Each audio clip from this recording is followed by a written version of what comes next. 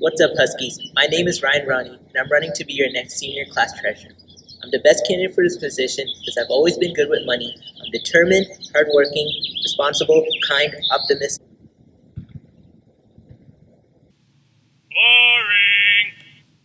Sheesh, tough crowd. Alright then, let's talk about the important stuff, like what you guys want to see next year. For as long as I can remember, almost all of our fundraising events have been at restaurants that only give us a portion of the money that we raise. That needs to change. We need more forms of direct fundraising, like being able to customize our senior parking spots.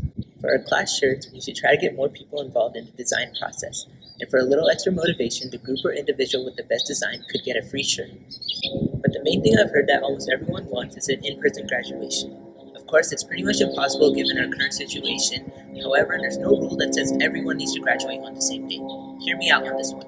What if we followed all the social distancing guidelines by only having 100 people at TAC each day? The total graduation process would take about a week, but everyone that wanted to could walk on stage, get their diploma, and experience somewhat of a normal graduation environment with balloons, confetti, and all of that. That sounds great and all, but how do we know you're going to keep your promises and do all of those things? To answer that, we need to go back a few years. When I was a class officer at Niles, I helped organize a school-wide capture the flag game. And when I was an ASB officer at Centerville, I made a few campaign promises, such as getting new basketball nets and a refillable water bottle station. And I delivered on those promises. I was able to get 12 new basketball nets and replace the water fountain that had been in the gym for over 20 years. So as you can see, I have a decent amount of leadership experience and I've never failed to deliver on my campaign promises.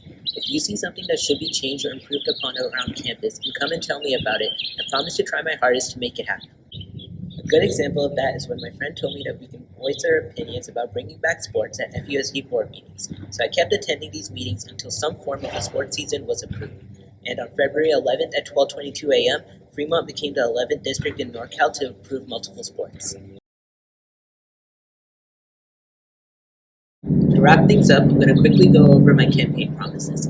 First, we're going to have more direct forms of fundraising, such as being able to customize our parking spots and events such as a night market, which we have done in the past.